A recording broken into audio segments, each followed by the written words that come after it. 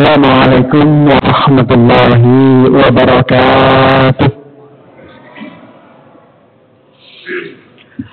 Yang menjawab salam saya dengan penuh keikhlasan, dengan penuh semangat, saya doakan semoga diberikan panjang umurnya, diberikan sehat badannya, dipermudah rizki-rizkinya oleh Allah. Amin ya rabbal alamin. Alhamdulillahirabbil alamin. Alhamdulillahilladzi bitaufiqi wal hidayah wa nasta'inuhu bihaulihi wa quwwatihi la haula wa la quwwata illa billah. Qala Yusuf li abihi ya abati inni ra'aytu ahada 'ashara kawkaban wasy-syamsa wal qamara ra'aytuhum li sajidin. Al-ayah. Hadratul muhtaramin jamaah salat isya, salat tarawih serta witir yang insyaallah diberkahi oleh Allah Subhanahu wa taala. Di malam yang penuh berkah ini, marilah kita senantiasa menanamkan rasa sayang, menanamkan rasa cinta, menanamkan rasa bahagia atas datangnya bulan suci Ramadan. Kita harus senantiasa memperkuat kualitas rasa bahagia kita, rasa sayang kita atas datangnya bulan suci Ramadan. Karena apa? Karena ketika kita sudah memperkuat rasa bahagia atas datangnya bulan suci Ramadan, insya Allah Allah akan mempermudah jalan kita menuju surganya Allah. Amin ya rabbal alamin. Hadirin jemaah salat tarawih yang berbahagia, ada 3 amalan utama yang harus kita lakukan di bulan suci Ramadan. Yang pertama adalah memperbaiki kualitas sholat kita kepada Allah, memperbaiki kualitas sholat fardu kita, memperbaiki kualitas sunnah kita, sholat sunnah kita kepada Allah Subhanahu wa ta'ala. Karena apa, Bapak Ibu sekalian?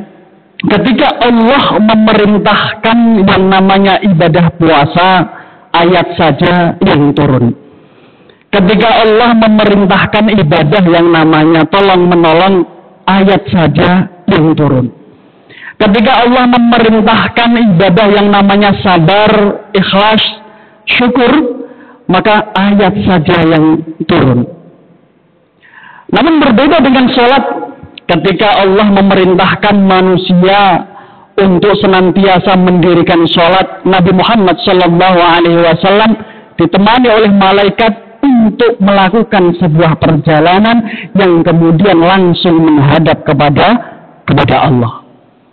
Betapa pentingnya sholat dalam hidup kita, betapa berharganya, betapa istimewanya ibadah sholat dalam hidup kita. Ngapunten, kalau misalkan kita puasa mungkin sambil nyanyi tidak masalah. Ketika kita melakukan ibadah tolong menolong sambil nyanyi juga tidak masalah.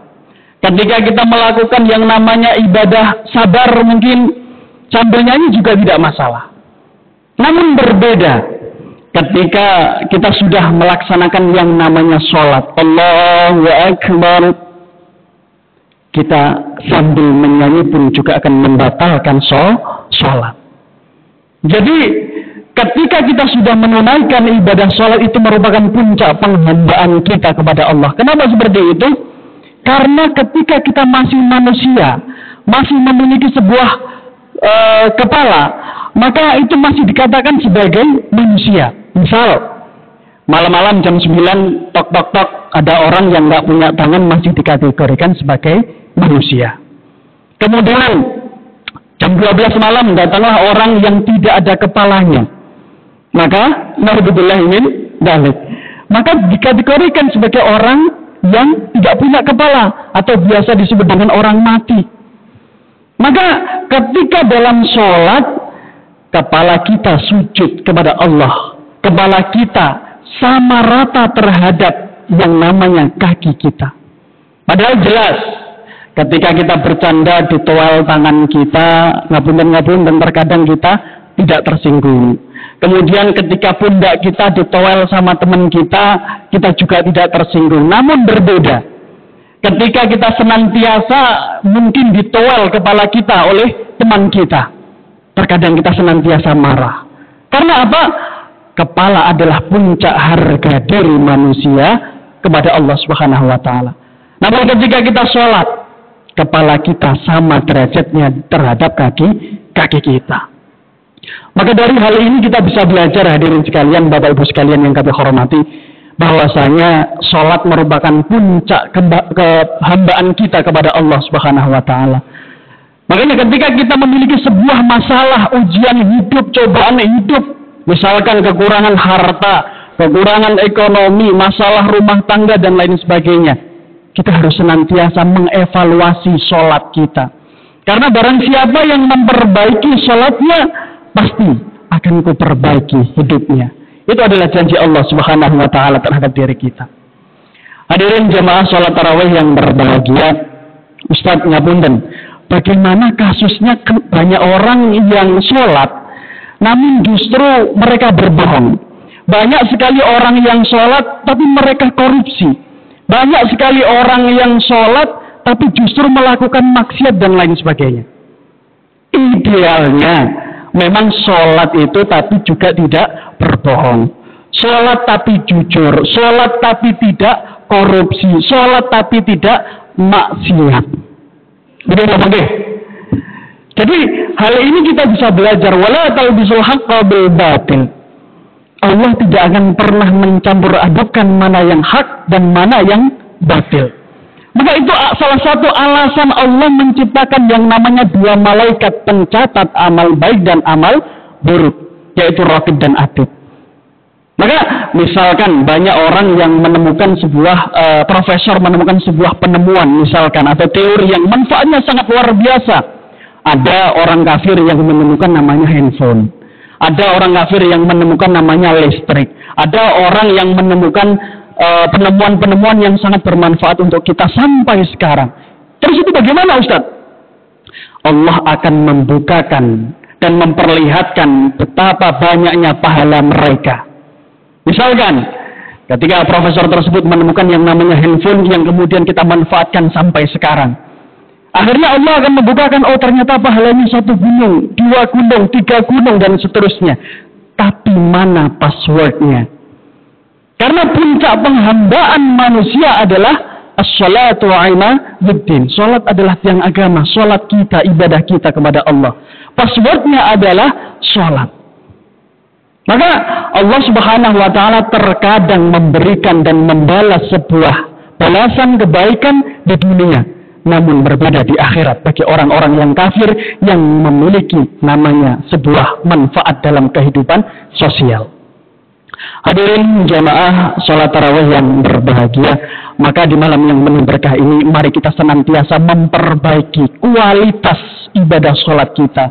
Maksudnya kualitas bagaimana?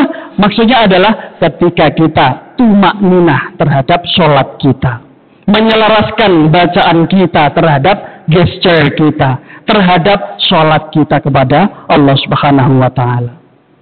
Hadirin jamaah sholat tarawih yang berbahagia, amalan utama yang kedua adalah membaca ayat suci Al-Quran.